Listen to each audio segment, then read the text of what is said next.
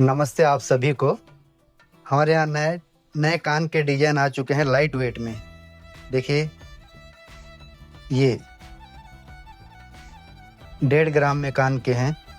ये देखिए, एक 800 में। ये चांद वाली डिजाइन देखिए, इसी में ये देखिए, ये 2 ग्राम की है। और इसी में देखिए छोटे से झुमके टाइप के डिजाइन में हल्के नीचे।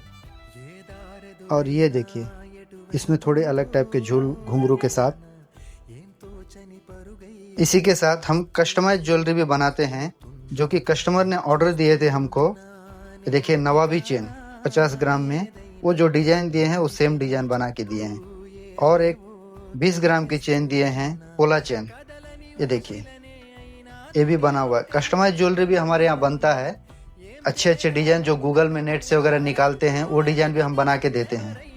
जरूर आइए श्री गणेश ज्वेलर्स।